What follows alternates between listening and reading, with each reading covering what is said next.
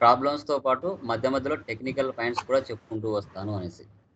నిన్నటి క్లాస్లో మనము ఒక కంపెనీకి సంబంధించి పాస్వర్డ్ టాలీ వాల్ట్ పాస్వర్డ్ ఎలా క్రియేషన్ చేయాలి, తర్వాత కంట్రోల్ యూజర్ పాస్వర్డ్ ఎలా క్రియేట్ చేయాలనేది నిన్నటి క్లాస్లో మనం డిస్కషన్ చేసాం. అది మీకు తెలుసు. అది అందరూ ఆల్మోస్ట్ వాళ్ళందరూ ప్రాక్టీస్ చేశారు. అది చేశారండి. ప్రాబ్లమ్స్తో పాటు అవి కూడా చేయాలి. గుర్తుపెట్టుకోవాలి. ఏదో జస్ట్ మనం ప్రాబ్లం చేస్తే సరిపోదు. రియల్ టైంలో వెళ్ళినప్పుడు మనం టెక్నికల్ పాయింట్స్ కూడా చేయగలగాలి. అప్పుడు వాళ్ళు ఇంప్రెస్ అవుతారు. మన డబ్బులు శాలరీస్ ఎవరైతే ఇస్తారో మేనేజర్స్ వాళ్ళైనా కానీ ఓకే కొంచెం వర్క్ బాగా తెలుసు అనేది కొంచెం ఉంటుంది కంపల్సరీగా. అది కూడా గమనించాలి మీరు. ఓకేనా? చూడండి. ఇప్పుడు ఈరోజు ఏంటంటే టెక్నికల్ పాయింట్స్ ఎక్సెల్ డేటా ఉంటుంది. Excel data profit and loss కానీ బ్యాలెన్స్ షీట్ కానీ ఎక్సెల్కి ఎలా ఎక్స్పోర్ట్ చేయాలి అనేది చూపిస్తాను. Tomorrow stock summary trial balance ఏ విధంగా ఎక్స్పోర్ట్ చేయాలనేది టుమారో మీకు నేను చూపిస్తాను. ఓకే, ఇప్పుడు ఈ ప్రాబ్లం ఉంది కదా, Rafi enterprises profit and loss open చేస్తున్నాను. Alt F1. సో దీంట్లో ఓన్లీ పర్చేజ్, సేల్ రెండు మాత్రం ఉన్నాయి, అంటే చిన్న.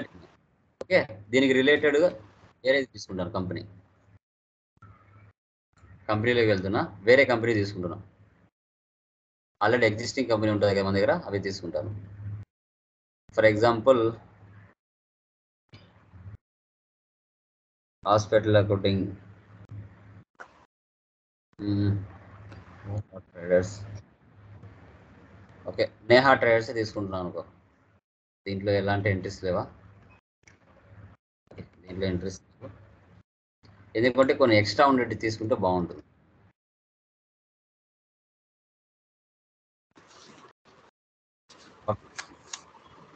ప్రాఫిట్ అండ్ లాస్ అండి. ఈ ప్రాఫిట్ అండ్ లాస్ని నేను ఎక్సెల్లోకి ఎక్స్పోర్ట్ చేయాలి. ఎలా ఎక్స్పోర్ట్ చేయాలి? యాజ్ ఇట్ ఈస్గా ఇక్కడ ఏదైతే నీ కంటికి కనబడుతుందో ఈ ఫార్మాట్ టోటల్గా ఎక్సెల్కి వచ్చేస్తుంది. చూడండి, ఈ ప్లేస్ ఓపెన్ చేసిన తర్వాత మనం యాక్చువల్గా ప్రాఫిట్ అండ్ లాస్కి వచ్చి ఆల్ట్ F1 ఇస్తే ఎక్స్పాండ్ అవుతుంది డేటా. తర్వాత పైన ఎక్స్పోర్ట్ ఉంది చూడండి, ఇక్కడ ఎక్స్పోర్ట్ అనే ఆప్షన్ ఉంది కదా, దీన్ని క్లిక్ చేయండి. క్లిక్ చేసిన తర్వాత కరెంట్ Ctrl+E షార్ట్ కట్కి కరెంట్. ఇక్కడ చూడండి ఫైల్ ఫార్మాట్ ఎక్సెల్ ఉంది. Export to local drive, folder path the Tally prime data, file name panla.xlsx తీసేసుకుంది.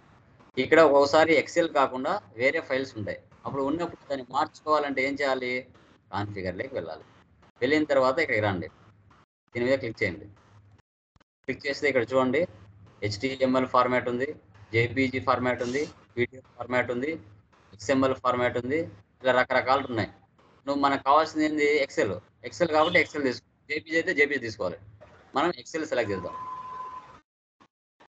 Okay, దీని పాత్ ఎక్కడ ఉపయోగపడుతుంది? ఇది D ఫోల్డర్లో వెళ్ళి పడిపోతుంది, లోకల్ డ్రైవ్. ఓకే, బ్యాక్ వచ్చేస్తున్నా. సెండ్ ఎక్సెల్ కనబడుతుంది. ఎక్సెల్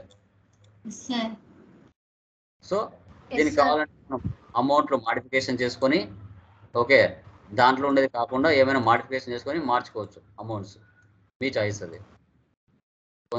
కొన్ని మాడిఫికేషన్ చేస్తూ ఉంటారు, ఒరిజినల్ చూపించకుండా డూప్లికేట్ యాడ్ చేసి కొందరు చేస్తూ ఉంటారు కొన్ని కంపెనీస్లలో. ఓకే, కావాలంటే వాళ్ళు మాన్యువల్గా అమౌంట్ చేసుకోవచ్చు. ఇప్పుడు చూడండి, యాజ్ ఏ టాలీ ప్రకారంగా చూసుకుంటే ఈ వాల్యూస్ వచ్చినాయి. టాలీలో ఎడిట్ చేయలేం. ఒకవేళ డే బుక్ వెళ్ళి ఓపెన్ చేసి ఎడిట్ చేయొచ్చు, బట్ ప్రాఫిట్ అండ్ లాస్లో ఓపెన్ చేసి అక్కడ ఎడిట్ చేయలేం. ఇది మనం ఎక్స్పోర్ట్ చూసి ఏమైనా ఎడిట్ చేసుకోవాలంటే చేసుకోవచ్చు. ఇక్కడ ఇప్పుడు 3 lakhs ఉంది, నేను 5 lakhs పెడతా, ఎడిట్ అవుతుంది. -5,000 ఉంది, -10,000 పెడతా, ఎడిట్ అవుతుంది. ఓకే, ఎందుకంటే ఎక్సెల్లోకి ఎక్స్పోర్ట్ చేసినాం కాబట్టి ఎడిట్ చేసుకోవచ్చు డేటాని. ఓకేనా? సో ఇదే అనమాట ప్రాఫిట్ అండ్ లాస్ని సర్వీస్ కంపెనీలో కానీ ఇన్వెంటరీలో కానీ ఏ దాంట్లో అయినా కూడా మనం ఎక్స్పోర్ట్ చేసుకోవచ్చు. గుర్తుపెట్టుకోండి. ఓకే, అదేవిధంగా బ్యాలెన్స్ షీట్ కూడా చేద్దాం. చేపిస్తున్నా, బ్యాలెన్స్ షీట్ ఓపెన్ చేశాను. Alt F1 expand. సో ఈ బ్యాలెన్స్ షీట్లో మనకి capital value, liabilities values, current liabilities, తర్వాత కరెంట్ అసెట్స్ వాల్యూస్ ఇవన్నీ చూపిస్తున్నాయి కదా. ఈ డేటాని యాజ్ ఇట్ ఈస్గా ఎక్సెల్లోకి ఎక్స్పోర్ట్ చేయాలి. బ్యాలెన్స్ షీట్ డేటా ఇక్కడ సేమ్ అంతే, ఎక్స్పోర్ట్ కరెంట్. ఆల్రెడీ ఇక్కడ ఎక్సెల్ ఉంది కాబట్టి ఏం మార్చాల్సిన అవసరం లేదు, లేదంటే మార్చుకోవాలి. సెండ్. ఇక్కడ చూడండి, ముందు ఏమొచ్చింది panla.xlsx వచ్చింది. ఇప్పుడు ఫైల్ నేమ్ ఏమొచ్చింది, బ్యాలెన్స్ షీట్ వచ్చింది. ఈ షీట్ అంటే బ్యాలెన్స్ షీట్ అని అర్థం. సెండ్. ఓపెన్ అయిందా బ్యాలెన్స్ షీట్? చూడండి కనబడుతుందా ఎక్సెల్లో? క్లియర్?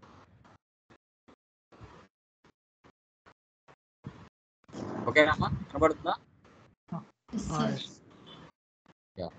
ఈ విధంగా షో చేస్తుంది.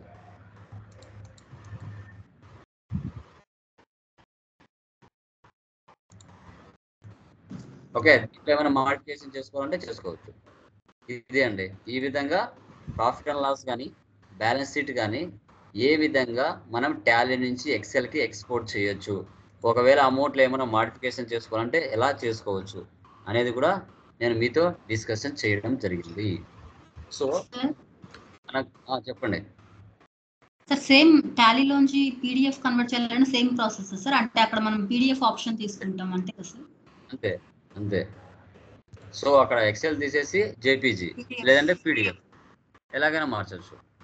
అందుకే ఆప్షన్స్ ఇచ్చారు కదా, దాంట్లో మీరు ఏది ఇస్తే దాని ప్రకారంగా మారిపోతుంది, మారిపోయి షో చేస్తుంది. Okay, clear? సో మన రెగ్యులర్ ప్రాబ్లమ్స్తో పాటు మధ్య మధ్యలో టెక్నికల్ పాయింట్స్ కూడా చెప్పుకుంటూ వస్తాను. తర్వాత లైక్ షార్ట్ కట్స్ కూడా చెప్పుకుంటూ వస్తాను. మనము అవి కూడా మీరు వింటూ ఉండాలి, ప్రాక్టీస్ చేస్తూ ఉండాలి. ఆఫ్టర్ క్లాస్ అయిపోయిన తర్వాత మళ్ళీ ఒకసారి వీడియోని చూడండి, నీట్గా అర్థం చేసుకోండి, ప్రాక్టీస్ చేయండి. సో మోర్ ప్రాక్టీస్ అనేది చాలా ఇంపార్టెంట్, మీ ఇంప్రూవ్మెంట్కి ఉపయోగపడుతుంది.